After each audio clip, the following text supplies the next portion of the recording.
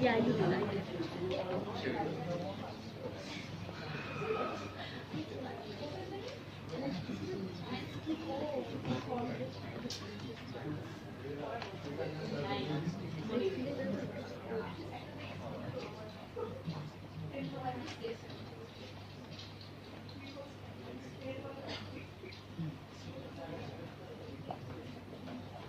This is 1 year ago.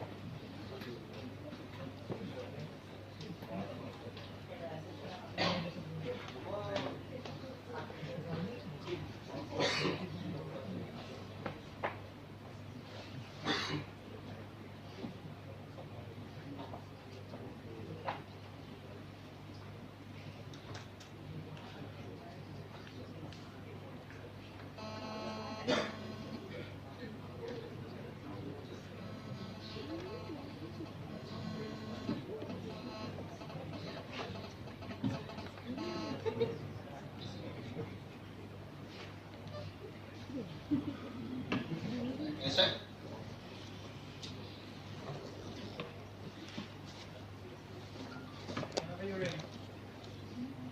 The Noka marker does not define my Bangladeshi identity. Bangabandhu does not define my Bangladeshi identity. No specific conflict can ever define my nationalism or any state's nationalism. That is toxic and counterproductive. The case are present and our extensions are clear. First, we will show to you that nationalism is an ever evolving concept, one that you make concrete and acidic the moment you rely on these concepts. Secondly, we'll tell you the build-up and how that wrongdoing on 3 layers is absolutely horrible. But before that, let's pick a few holes in the opening's argumentation. They tell us that, look, how wars have to be bad things. And they tell us that, look, Japan essentially had the masculinity bombed out of them and that's bad. We tell you, Japan is an example of textbook imperial revisionism. That is to say that they have never properly apologized for the rape of Nanking. They have never properly apologized for the fact that they have done countless Sino-Japanese wars and they have had countless Korean comfort women's. The fact that you tell us and you have the balls to say that these people deserve better. No, you deserve to write even more about how horrific you are. Your gains are ill-gotten and you should feel shame. Secondly, we tell you the argumentation of reality and of how Fidel Castro will never properly incorporate this is not the scope of this debate. This House believes that debate. That is to say, the debate is about whether this emphasis would be bad or not. The fact that they're relying on that cannot be why they win the debate. But let's go to their main argumentation. They tell us that, look, Biharis are now more inclusivized when you don't mention the harms done to them. That is to say, that understand, in the current status quo, they have had their identities forgotten. They are lumped with the traitors and they are always underrepresented, whether it be politically, socially, or class-based. That is to say, the old wounds that they talk about hurt so much because they have never, ever gotten an apology. They have never, ever been told that we're sorry we've taken so much from you. We're sorry we've isolated you and put you in what is essentially shanty towns. The old wounds, essentially, always hurt for the oppressed class. It always hurts because the Biharis are at the end of all that oppression.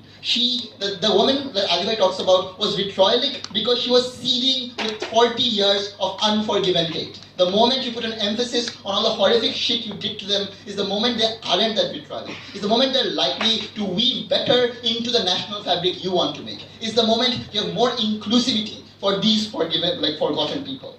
Finally, they tell us that wars, atrocities are bound to happen, and you can't say one atrocity is worse than the other. We tell you, no, we aren't forgiving any one atrocity, as opening already tells you. We tell you that simply, after all the bloodlust has cleared, after you have assured your security, just don't say it's okay. Say that you have done amoral or morally compromised things, and that's perfectly okay. On to our case, the build-up. Sure. Right, so if you're willing to beat those old wounds up because they hurt a lot, can you just please mechanize the process as to how do you think some sort of reconciliation might be reached? Oh, so essentially when the history curriculums are taught, the moment where you have children growing up learning about the fact that Chakma people were essentially denied the right to their land even after they fought our wars is essentially how you understand that these people don't live in shit places with shit services because they want to or because they deserve it. They live in shit places because the government has essentially denied them the promise they gave them. That's the mechanization. Firstly, The wrongdoing and the build-up.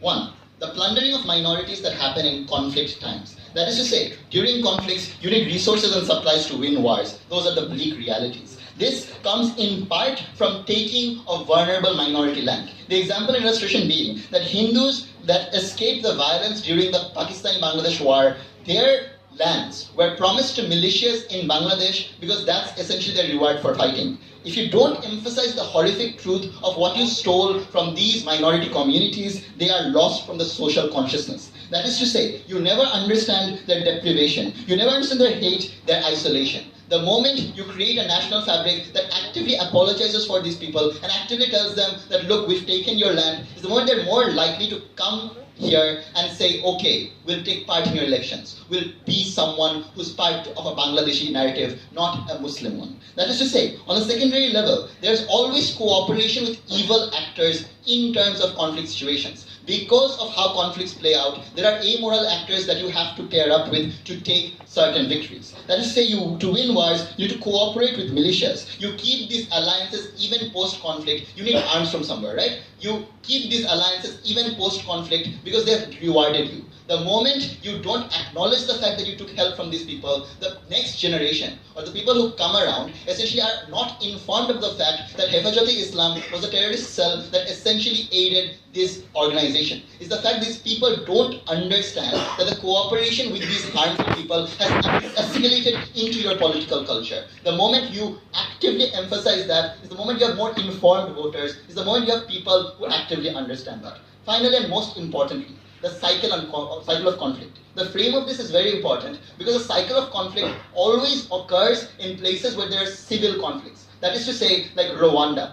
What we mean by this is that there are always cycles of violence no matter who comes in power. Whether it's the Tutsis or the other group, they'll always come into some form of power and they'll essentially always fuck the other person over. We tell you the reason is that because they're always, whenever one group comes into power, they're scarred from history books. My family's conversations don't line up with what the books say. I feel I am underrepresented. I feel I'm not represented at all. I give in to revolt and revolution, and the cycle of oppression and the stability of the state is further ruined. We don't understand that. But finally, the concept of nationalism in two layers. We tell you that nationalism is an ever-evolving concept. If you're ground soldiers and you're like conflict time leaders and generals, set the concrete notion of nationalism, your nationalism is always exploited. It's always turned into an authoritarian structure that tells you this is what it means to be a Bangladeshi. Bangabandhu and his ways of causing these moral actions is how you create change. That is to say, you turn authoritarian. The corruption that these beings go through, the moral cause and the moral beings don't line up. That is to say, they hide behind the cause and use their untouchable moral status. So,